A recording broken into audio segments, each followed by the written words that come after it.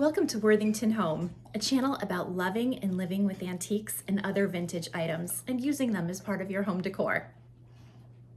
I don't know about you, but for me, no Christmas is complete without displaying some vintage and handmade Christmas items.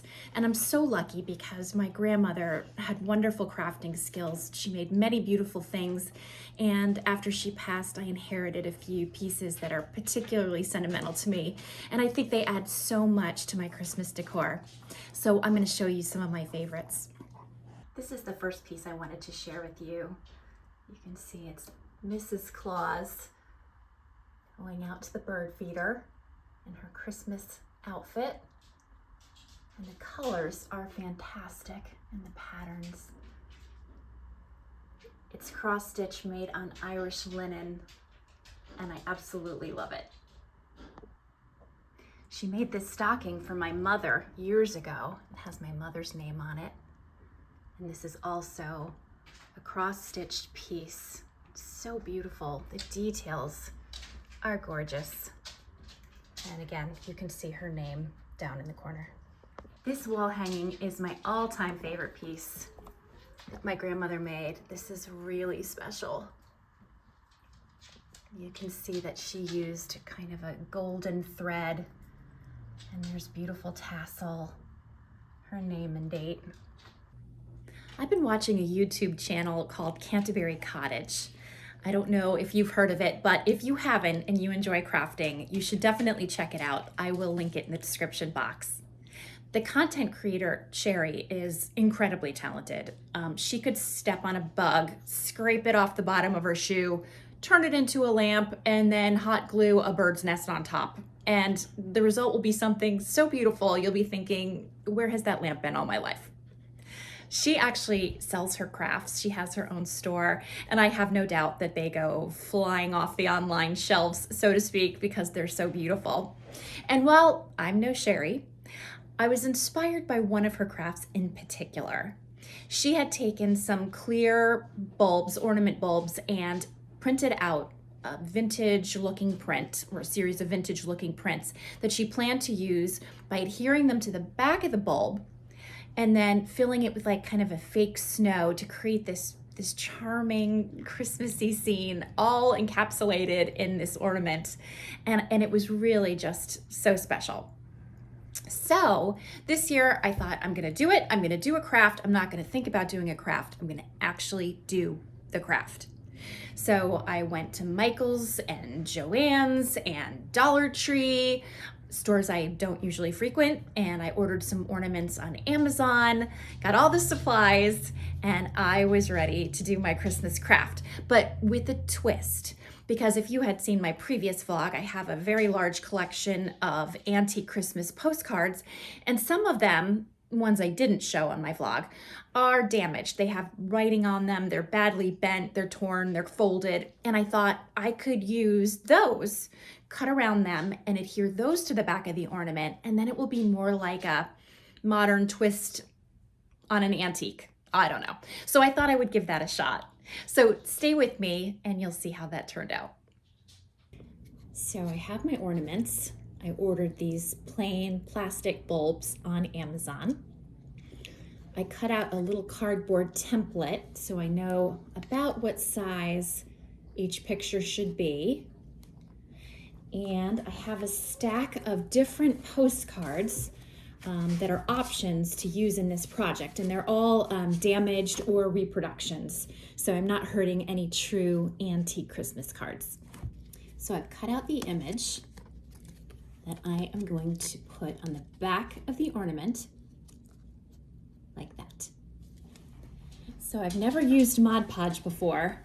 This is going to be a first for me. I have this small bottle to start, and this is my little tester ornament. So what I'm gonna do is apply a coat to the front and then a coat to the ornament. And then I'm gonna put the picture behind the ornament like this.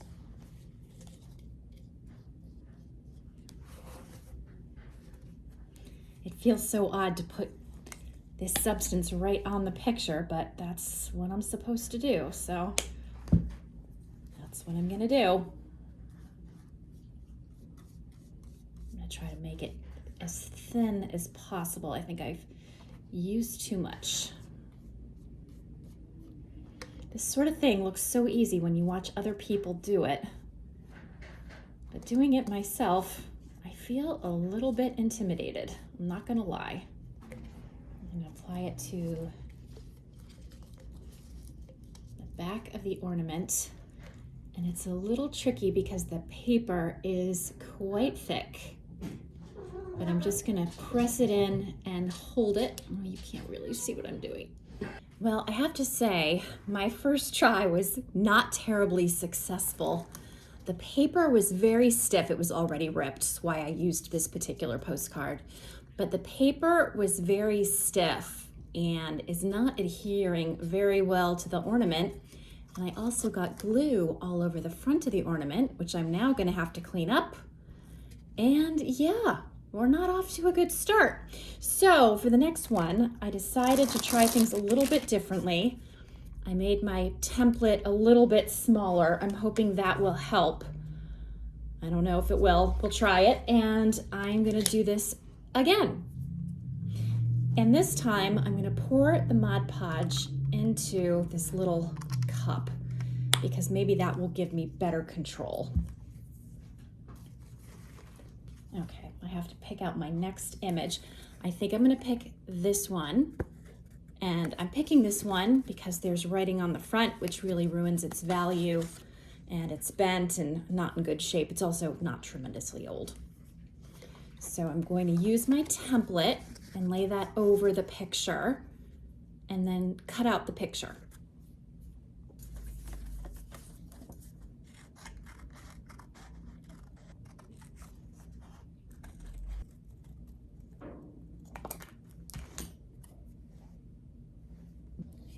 Let's see if this goes better than before. I think I have nowhere to go but up, so that's the good news. All right, here comes the moment of truth.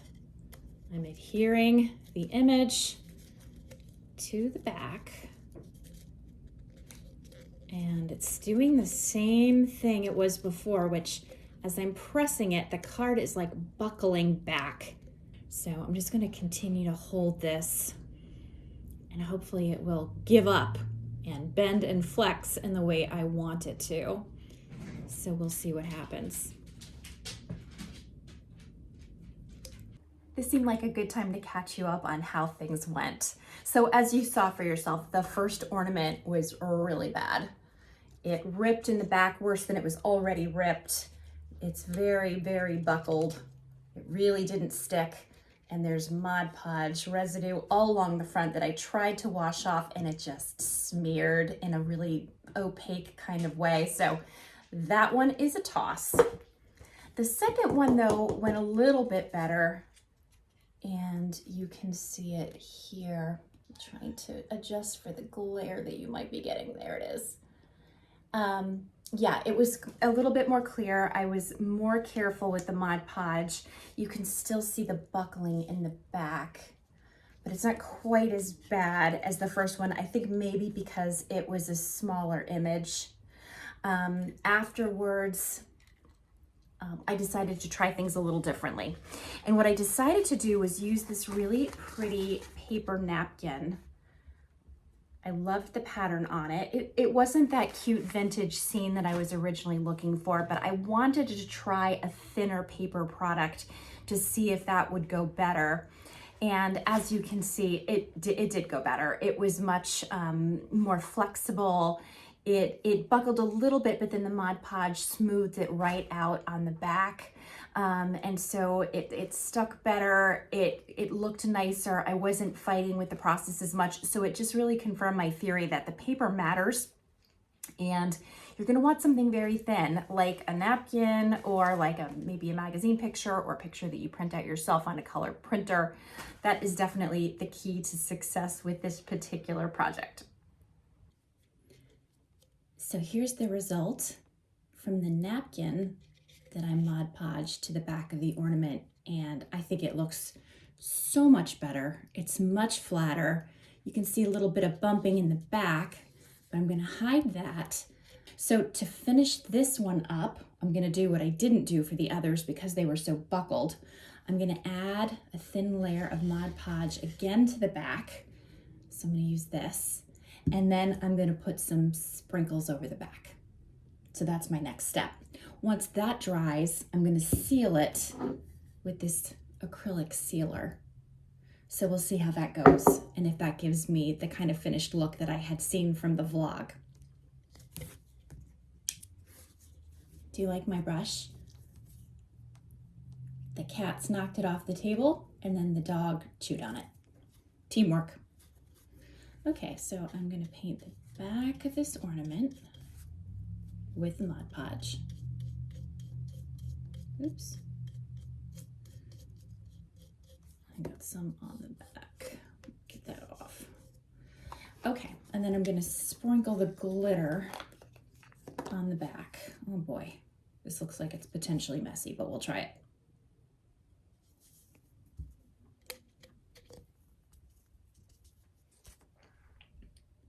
Okay, so here it is. Finished up. I'm gonna let that dry and then we'll add the clear spray on top. Next, I'm gonna add a little bit of sparkling snow into the ornament to give it a little bit of a wintry Christmas effect. So I have my funnel here. Oops, got something in it. There we go.